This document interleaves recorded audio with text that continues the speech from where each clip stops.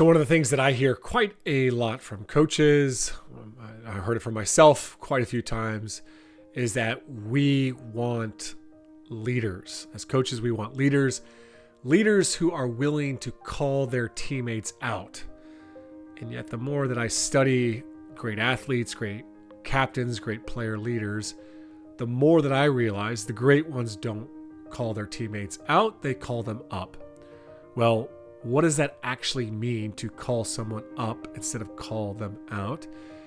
Today's guest is going to help us understand from a player and a coach's perspective how to call your teammates up or how to call your players up. Tracy Leone, formerly Tracy Bates, she won 3 national championships in the 1980s with University of North Carolina women's soccer team. She also played for the women's national team for 4 years and won a Women's World Cup in 1991. And then most recently, as a coach with UNC Women's Soccer, she won the national championship this season. So try not to get her confused with our most recent guest in the podcast, another Tracy, Northwestern field hockey coach Tracy Fuchs, who is also a national championship athlete and a national championship coach for field hockey. Right? But Tracy Leone, now she didn't just have a fantastic playing career. She as well has coached extensively for the last 20 plus years. She's coached at Creighton, Clemson, the USA under 19 team, Arizona State, Harvard, Northeastern, Colby College. And then, yes, most recently, she's joined the staff at University of North Carolina, and we're excited to have her on the podcast today. Welcome to the Coaching Culture Podcast. My name is JP Nervin. Our mission here is very simple. We want to help coaches become better leaders and build better team cultures. Today, I'm joined by my co-host, Nate Sanderson. Betsy Butterick sat this interview out. Now, if you're interested in learning more about our work as leadership coaches and facilitators, or if you want to explore our online courses and books, head on over to tocculture.com and betsybutterick.com. There, you can also subscribe to our weekly newsletter. It not only includes the notes to each episode of the podcast, but shares articles and other podcasts giving you practical tools, ideas, and strategies to build team culture. Tracy, it is exciting to finally get you on the podcast. When I kind of reached out to you back in the fall, you were in the playoffs. Then you guys went on at North Carolina to win the women's national championship. So we're going to talk about that today, which I'm really, really excited to talk with you about. But I want to first start our conversation just kind of reflecting back on your time as a player. You know, you played for Anson Dorrance at North Carolina. Then you went on and also played for the U.S. national team and won a World Cup. And so I'm just kind of curious how you might describe yourself as a leader and as a teammate. You're swinging right out of the gate, aren't you? I think, my role in any team that I played on was like, and it's kind of like my role here as a coach at North Carolina was a supportive role. And, I tried to bring a lot of positive energy and knew the value of team chemistry. And so I think that was my role in many teams that I played for and even as a coach. And, I kind of built my playing career and certainly my coaching career just on the simple hard work, that simple factor. And so I think I was able to bring that as a player to the teams that I played on to try and, create a standard and continue to raise that standard and hopefully make the people around me better. Yeah, I mean, it sounds like there's so much that you tick the first box, I would say for player leadership, which is to lead by example, right? Do the work, be a standard driver. And then yet outside of that, you talk about support. And I'm wondering from a practical standpoint for you, what did that support look like? How did you support your teammates? Yeah, I mean, when you talk about leading by example, I don't think anybody can lead if you don't do it by example. Like, to me, that's like the first ingredient. If you're not doing what you're preaching or practicing what you're preaching, so to speak, then I think it's hard to demand that out of anybody else. And so I think any great leader is always going to have that, whether they're vocal or not. I think they're always going to be someone that lives the values every day of what team or what program they're representing. I think positivity, I'm a pretty optimistic person by nature. So I think it comes a little bit, pretty natural for me, certainly as a younger person and as a player, it did. I think it was always coming to practice with a smile, um, checking in with teammates, seeing how they're doing, in terms of being a supportive role, always saying hello to the coach. Um, and, just kind of bringing a positive energy that hopefully you can bring people into that fold on, and just, grouping with different people, so that you get to know them. So you're not always having the same partner all the time, for example. You're really being inclusive and lending a hand and partnering up with different people so that you get to know different people. They get to know you, and then there's a comfort level and a trust that you're building. I think in order to support your teammates the best that you can, and that goes as a coach or as a player. Um, you have to build a trust, and so I think that's what I tried to do with the players that I played with, to let them know that I was there for them, that we were, all friends and could all rely on one another. Anson used to use this phrase when I played for him, and he would say this before many, many games. He'd say, "Listen, there's going to be days," and I love the word that he used, a verb. He said, "There's going to be days where you carry your teammate." And I love the word carry because I envision like someone on your back and you're carrying them, physically carrying them. And he said, some days you're going to be carrying a teammate because they're struggling and they need your help. You're a human being and they're a human being. And so there's going to be some days where you're going to be off. And so you're going to carry them. And then in return, another day, they're going to be carrying you because you're going to be struggling and you're going to have an off day. And so I love that verb. And that phrase has stuck with me forever. I know I've said it a million times in my own coaching, because I love that phrase about, physically supporting, that metaphor of physically supporting your team, and certainly putting that into, your value system in terms of as a player and as a coach, what your foundation is. And I think that is incredibly valuable, whether you're coaching men or women, quite frankly. Tracy, when you think back on just your lengthy career as a player, and maybe all the way back to when you first started playing as a kid, was there a time where there was a transition for you where you really started to see yourself as a leader and started to take on that more intentional responsibility? Because I always think that's interesting when players start to discover their voice a little bit and the way they see themselves and their role on the team starts to change, which can become really empowering. Was there a time where you recognized that in your own career? Yeah, it's a really good question.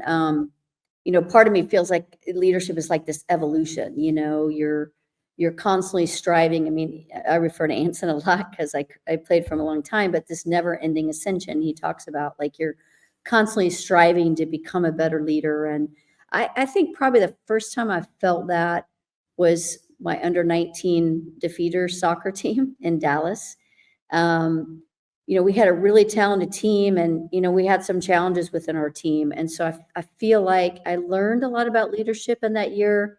Um, and I also started to kind of evolve as a, certainly maybe as a vocal leader.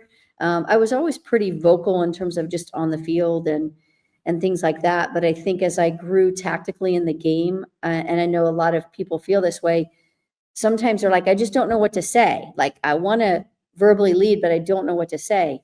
And I always say there's like two forms of leadership, communicative leadership. One is organizational. So you're trying to organize your line in soccer or, the people in front of you or whatever that may be. So like organizational leadership, which there is a tactical component to it. And then there's like inspirational leadership. So you're just encouraging a teammate. Your team wins a goal kick and you're like, that's an awesome header. And so it kind of lifts your team just by that simple phrase and the energy that you bring. And so I always felt like kind of an inspirational leader just in the teams that I played on. But I think as I grew tactically, I became a little bit more of a better organizational leader. And I think that started, you know, kind of as an older player and kind of carried through North Carolina. And, it's interesting, on the national team, I mean, I wasn't a starting player. I was really a ladder player on the team and felt I had to fight every day to make the team because I knew that any day that could be gone. And I think it brought a level of appreciation, certainly for me personally. But even with that team, I had a different type of leadership role, even though I wasn't on the team and I wasn't one of the players that like a Mia Hamm or an April Heinrich, somebody that was going to probably be the difference on the field in winning the World Cup. But certainly you played a role, and I feel like a great leader will play whatever role you're given as well as you can, whatever that role is, however, whether it's on the field or off the field or whatever. But I think it was as an older youth player when I started to feel, okay, I could become a leader, and I felt a little more well-rounded in my leadership capabilities probably then. And of course, then you're always growing every day, trying to become a better one. There's no ceiling to it. You can always be better. And so, but I think that's where it began. Yeah, I'm really curious. I actually want to go back to that time we're on the U.S. national team, and you said, hey, you weren't one of the starters, you weren't playing a lot of minutes, and yet it sounds like you had still a leadership role and an influence. In fact, I've read multiple accounts of a story of how you got dropped to Christine Lilly, or Christine Lilly was playing over you, that Anson talks about. It's one of my favorite stories, but I've only heard Anson tell it, I think, on this podcast, maybe, or maybe just in the books. From your perspective, there's this story about you getting dropped and him overhearing a phone call with your mother. What's the truth behind that? Would you be willing to tell that story for all of our listeners? Yeah, I mean, it really was pretty much happened the way he said it. I mean, I was on the phone. We were in Riva del Garda in Italy, and I had just gotten on the national team probably a few events before that, and had started.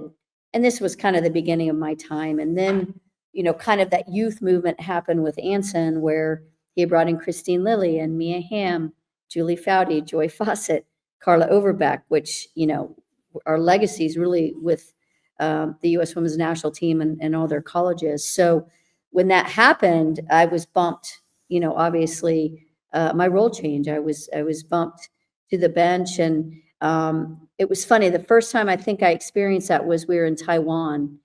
And I remember coming home and just saying, I have to get better. Like, I have to get better. I'm not there yet. I have to get better. And so obviously Riva del Garda was not long after that. And, it was another event of, being more of a reserve player. And so I was on the phone with my family, just chatting. And, with every team I had been on, I had been a starting player, and I had played a pretty big role on the team in terms of being on the field. And so I think they just couldn't believe I wasn't on the field. And I was like, no, I am not on the field. Like, I think it was more that I was trying to convince them, no, I'm not starting, and I haven't played very much. And that's when my mom was saying, well, did you come in fit? Are you working hard? All the kind of the values I think that she deems important and tried to instill in us. Are you doing these things? And I was like, yes, I am. And then I just remember saying, Christine's just better than I am. She's just better. She's just a better player. And so, I think my family came in it more in a supportive way.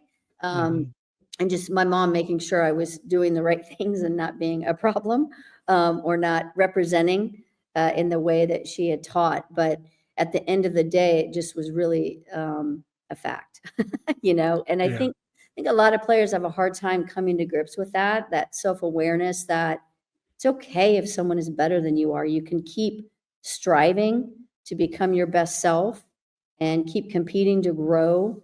And it's okay that happens, and for you to be able to see that. I think that's important in your evolution as a player, and even as a coach, that's important, And so I think my role I was kind of a leader of the reserve team. That's how I viewed my role with the national team. It wasn't like, oh, I'm just a reserve and I'm not playing, and oh, it's a bummer because everybody wants to play, of course. I mean, it's no different at any level where you're playing. You want to try and play, right? Whether you're in a recreation league or whether you're on the women's national team, that never really changes. And so I think our reserve players really were able to kind of be able to accept that role really well and challenge a starting group. We knew that we had to challenge them so they were prepared when they went on the field with very few subs to do well. And so I think we really embraced that role, and I tried to do the best that I could to try and lead that group and keep them positive and joyful, and let's try and beat the starters. Let's really prepare them. It's going to make us better. and prepared when we have our opportunity, but it's also going to make our team better, which really is the whole point of being on a team. I think people lose sight of that sometimes when their individual role is challenging. When you think back on that, I mean, that must have been a really big challenge to accept that. I guess my first like big curiosity is like, are you able to help your players in that way because of that experience? Or, you said, I mean, this is a big challenge to your point. Like a lot of times players will come to you and say, what do I got to do to play coach? And you want to be like, well, you could do X, A, B, and C. But the reality is the girl in front of you is like really stinking good. And like, there's Yeah. just not much that you can do. How are you having those conversations with players to help drive that awareness? It's hard. It is hard. And I think that's an area of coaching that I honestly was really weak in as a young coach, have improved, but is always an area that I can continue to improve in.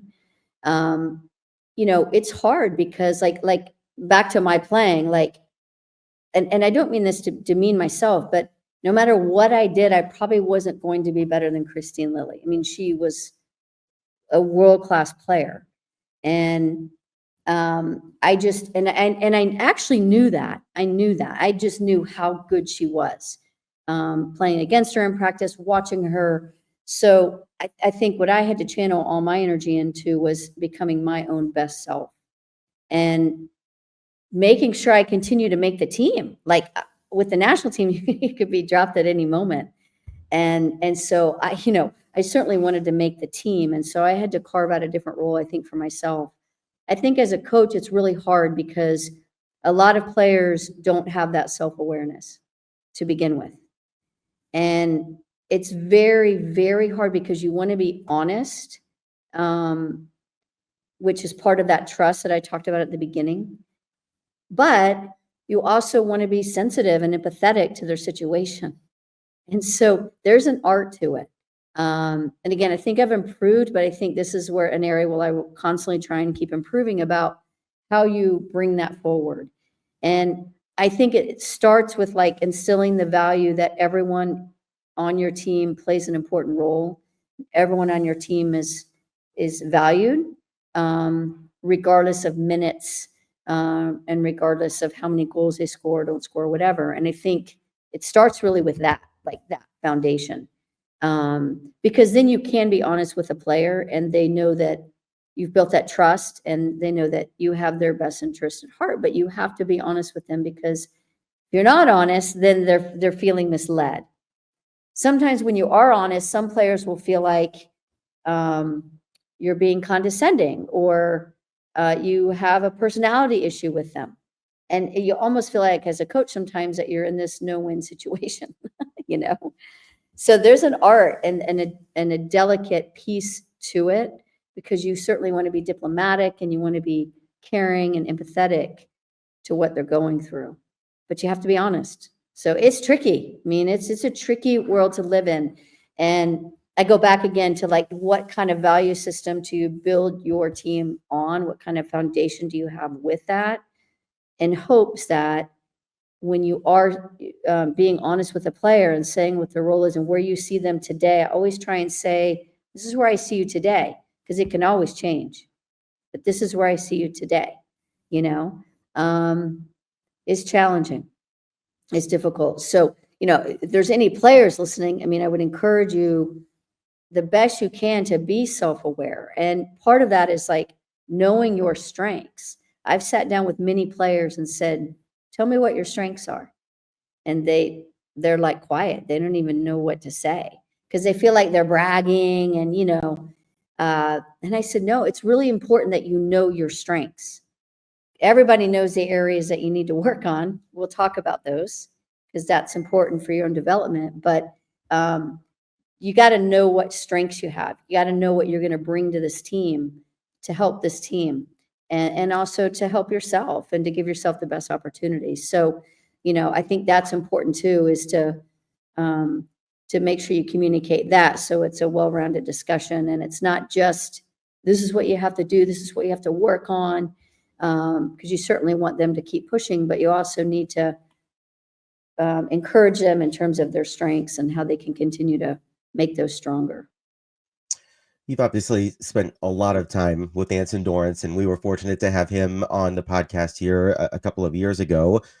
How much of just this overall leadership philosophy and approach, I mean, when it comes to communication and trying to relate with players and trying to balance, the honesty and feedback and all the things you're describing there, what are things that you've taken away from, working with and playing for Anson that have kind of influenced the way that you approach that now as a coach?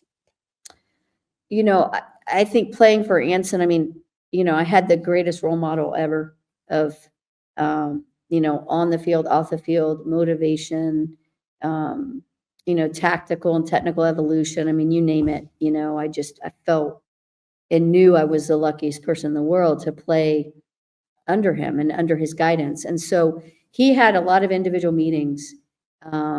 Even like when we were with the national team, we would meet for 5 minutes before every game. He would meet with every player for 5 minutes and just tell them their role and, make sure they were ready, see if they had any questions. And I think that constant communication is important. And I think he's really good at that. He's got a lot of individual meetings. He'll, talk with players that come by the office and encourages that. I used to go by the office all the time when I played for him at North Carolina, pop my head in, if I was walking to my intramural basketball game or whatever, and just chat. And I felt comfortable doing that. And so I think that just open line of communication is important because that's where you build that trust. You build that relationship. And when you have that as part of your foundation, then you can be honest, and he could be honest and say, Tracy, you're a reserve today. You might not get in today. And I'd be like, okay. I mean, I pretty much knew that, I was self-aware of where I was. But it was good for him to be able to be honest with me and talk about it. And we just had that open kind of relationship. So I think that's one of the bigger things I learned from Anson, and also just having this set of values that you don't just talk about, that you actually try and live. And I think that's like the biggest difference between teams that really achieve and teams that, kind of struggle to break through that threshold is you meet and you talk about these values at the beginning of the season, whether the team comes up with them, whether it's passed down from generation to generation in your program, whatever that may be. The challenge is actually living them every day, and the coach is supposed to hold your players accountable to do that. And I think Anson does a really good job of that. And so he's trying to build, character within his players as well as you as an athlete. And so I think with Anson, I learned that a lot, just holding people accountable. Even if it's simple as, being late. Like if we were 1 minute late, we ran 120. If we were 2 minutes late, we ran 2 120s, and the old adage of early is on time is late. I've said a billion times to my teams, and so, again, just that set of core values that is clear, and then is kind of legislated, if you will, and you're held accountable for that. And you're able to do that because of this relationship that you're building with your coach and with your players.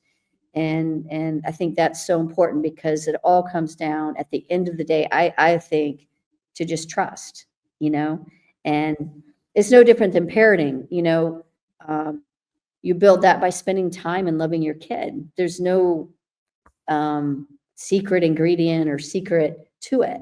And so if you have that, then you're building that with your own child. And there's no different as a coach, I don't think.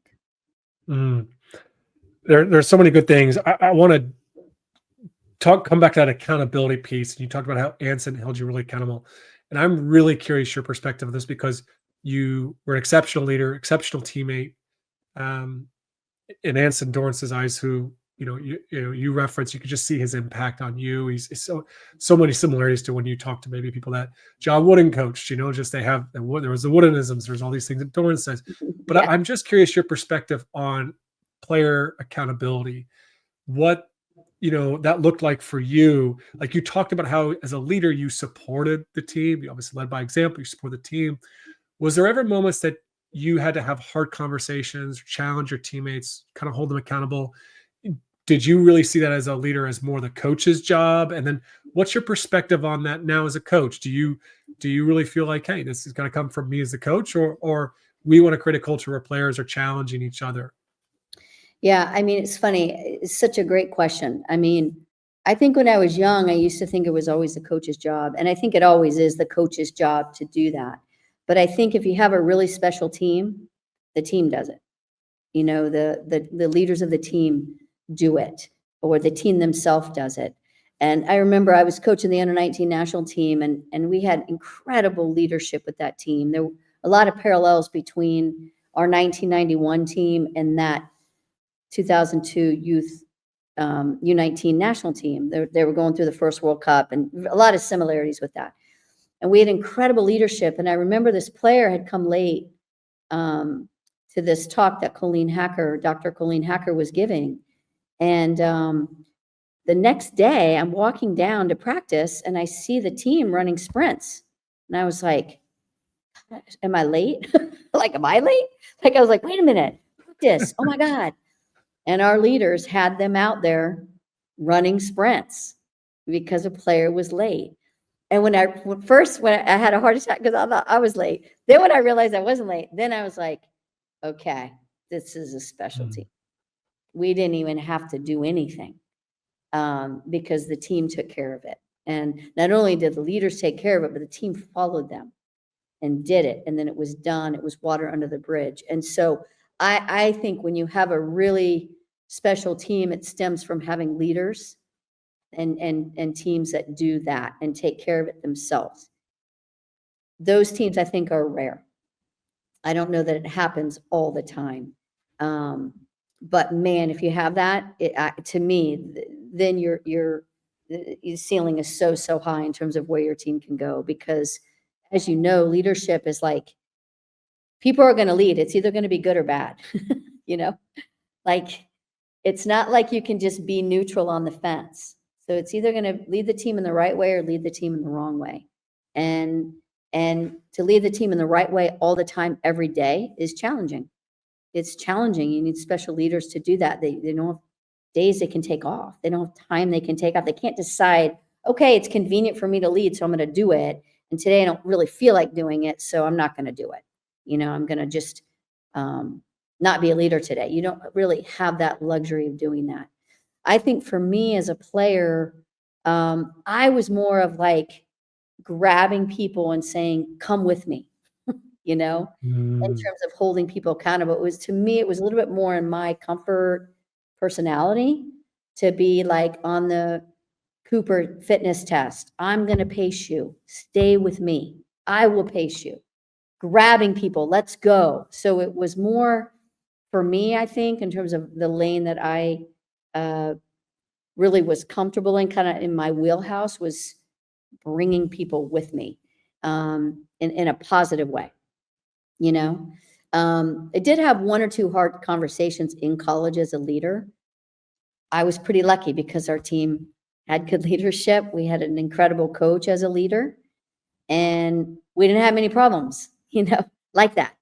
And so I didn't have to face that very much, but I think I faced it more within my wheelhouse of bringing them along, like stand next to me. You're going to pass this fitness. Let's go, get over here, And so it's a little bit more like that than I think, people feeling that you're getting like, quote unquote, on them. And I read this great article, and I wish I remembered who it was by. And it was so good. It was about leadership and accountability, because a lot of people feel that it's hard to hold people accountable, because then people feel like, oh, she's, feeling like she's better than us, or whatever, all the things that can come with people that you're holding people accountable. How they take that and how they accept that and the approach in that. And it's just, I think it's one of the bigger challenges in terms of a team and leadership is holding people accountable and people accepting that. And I read this, it was so good. It was like, oh, what did they say? It was like, we're gonna, it's about like, instead of getting on people, you're gonna lift them up. As opposed to calling them out, you're calling them up. That's it. That's it. Yeah, I might have written that article there, Tracy. Okay. Well, That was the title of my first book, Calling Up. So thank okay, you. that was it. That was it. I read it and I was like, that is such a great phrase. And I remember at Colby talking about that because this was a challenge of our team. That was like in our evolution of a team. We needed to be more accountable and then we needed to hold people accountable because you can't hold people if you're not accountable yourself. And I used that phrase and I thought it was really effective, in particular with females, I think, on how to hold people accountable and how to accept that. It's calling people up. Because I think the way it was framed, it was in the positive, you know? And I think people view it like you have to, you know, be this authoritarian, you know, do this, you know, but it's not like that. It's not meant to be that way. And there is an approach to it that I think is an art as well.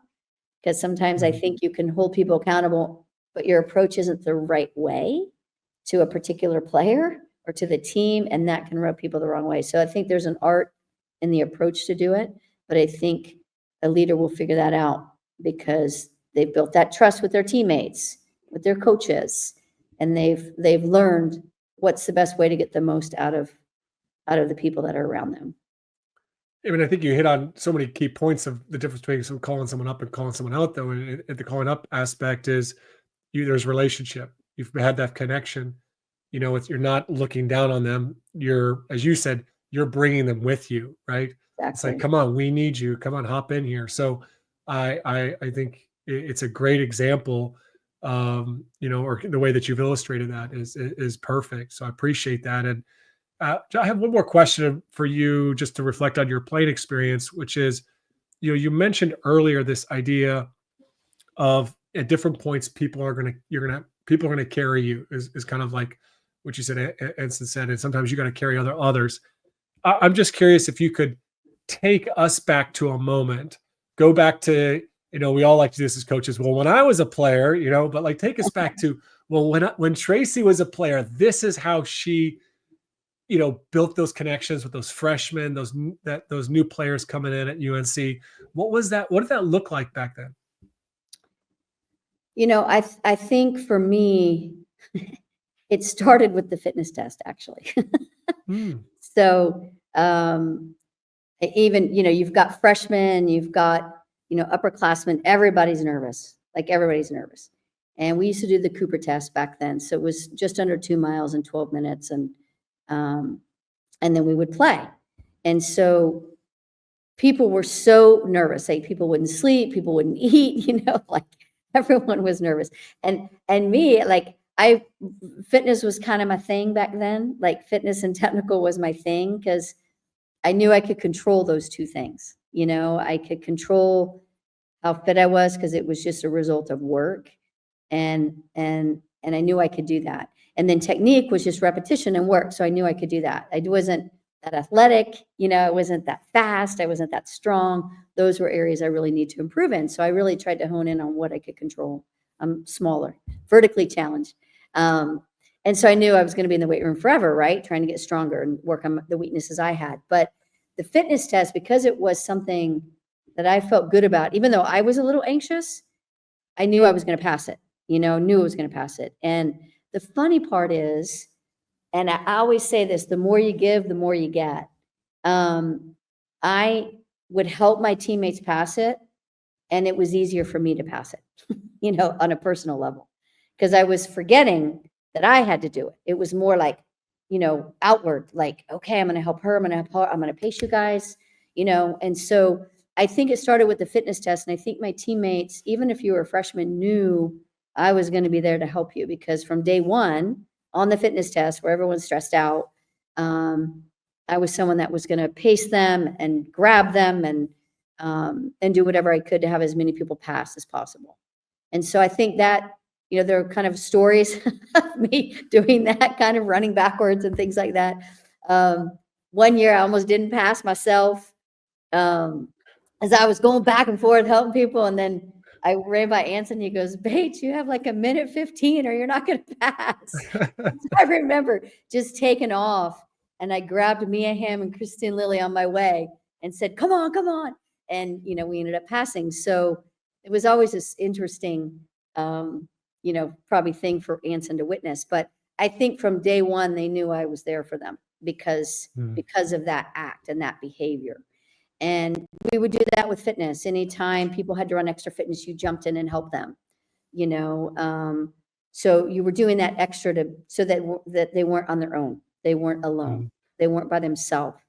There were a couple of players through my time that didn't pass a test and said, or needed to get fitter. Will you run with me in the morning? Sure. Will you play soccer squash with me? Sure. So I think I was a kind of a training partner for some players because they needed that. They needed that to get out of bed and to do what they were needing to do to become better. And they knew that I would partner with them and help them do that. And sometimes when you meet someone, it's a lot easier than when you're getting up, doing it on your own and saying, oh, I'll just do it later, And so I think those behaviors came very natural for me. I always wanted to play. I always wanted to run. I was always in for anything like that. But I also wanted as many people on the team to feel that way too. For pickup, I would always call players, like we would play pickup in the off season or after the season, and we'd play with some of the guys. And so we'd meet and we'd play, and then we'd set a time for the next day while we were there. And then I would go home and call people, hey, we're playing pickup at this time. Would love to have you. And I remember Lori Henry going one time, she goes, Tracy, I never come. Why do you always call me? I said, well, you might come one day, and we would love to have you out there. So I think those were kind of things that I did that I think the team saw that it was important to me, that it wasn't just about me, that it was about the team and the team's success, and that I was there to help and to serve. And ironically, all of that kind of brought me back here as a coach. Because I've always felt like when I got into coaching, I thought I was going to be a long time assistant coach. I never really, weirdly, had an interest in being a head coach. I felt my wheelhouse was as an assistant coach because I love that role. I love to help. I love to serve. I love that piece of it and building that type of relationship when you're not the decision maker, I took a lot of different routes and became a head coach in some ways that I'd never expected. And it helped me grow a lot as a coach, as a person. But now I've come full circle to being back as an assistant coach where I started at the school that I played at and I'm right in that role as a player now as a coach, that I was as a player. And so I love that role, that supportive role. Yeah. Okay, that's it for part 1 of our interview with Tracy Leone. In our next episode, she'll be unpacking more of her coaching strategies as well as the keys to the UNC Women's National Championship this fall. In the meantime, if you want to be better at calling up your athletes instead of calling them out, check out my book, The Culture System. My first book, Calling Up, it's currently out of print as it's going through some revisions, and we're hoping for it to be re-released by 2026. Now, the culture system, though, it really does speak to the practical ways, not just for you as a coach to call people up, but to create an environment where your players call each other up instead of calling each other out.